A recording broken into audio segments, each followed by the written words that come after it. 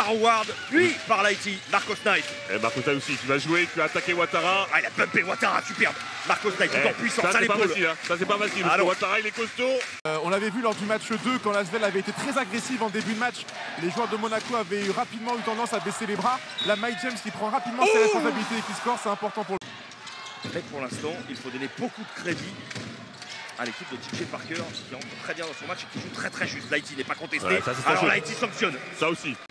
Dwayne Bacon face à Paul Lacombe, très concentré sur ce coup-là, tellement concentré qu'il a failli, mais seulement failli. Incroyable. Ouverte peut-être, c'est très fermé là, mais il va se taper comme un pitbull Marcos Knight, ma gauche. Oh là là.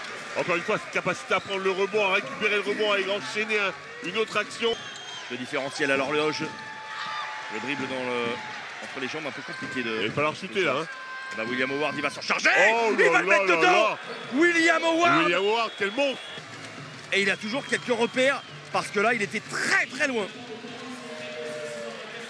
Oh, le shoot. Le shoot, il est énorme. Énorme plus, shoot. Vous avez vu comment c'est compliqué, ils sont complètement perdus, il reste 3 secondes, il est obligé de le prendre. 9 points pour Marcos Knight. Et ce panier-là donne le ton du match. En tout cas, ça fait mal psychologiquement à l'adversaire. La réponse du Yak. Ouattara dans le corner. Ah bah maintenant, il faut mancher le chrono. Hein. Il y en a 20 d'écart. Apparemment, c'est un système pour lui. Hein.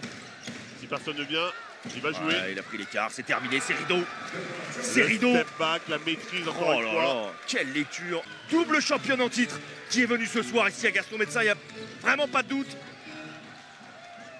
Et ils sont en train de leur mettre une énorme gifle hein, pour l'instant.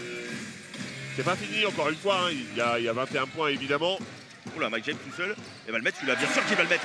Mike James, après ses lancers francs, qui met dedans. Merci à vous Fred pour cette interview et merci à Kyle pour sa disponibilité. On est entré dans le money time de ce match. Regardez le rythme de Mike James, incroyable, coast to coast. Qui a failli se faire piquer le ballon par Alpha Diallo. Il aurait pu dégainer Chris Jones. Il a préféré aller au bout de cette possession, ou en tout cas gratter du temps. Et surtout, aller au bout de cette idée-là pour un N1 qui fait mal à la tête de la Roca Team. Et surtout une action de patron, ça. Hein. Et il fallait répondre. À ce moment, ça devenait très compliqué d'attaquer, trouver des points. Et ça, c'est en théorie, c'est jouable. C'est grave jouable à condition de mettre dedans et peut-être longue distance. Oula, Marcos Knight tout près du marché. Lighty vers Marcos Knight. Le dagger Marcos Knight. Je pense pas que ce match-là va leur échapper. Il est parti main droite, côté droit. Okobo, Marcos Knight qui la conserve. Marcos Knight qui résiste. Et Marcos Knight, le tueur, l'assassin de ce match. C'est lui, c'est Marcos Knight qui a été le plus clutch.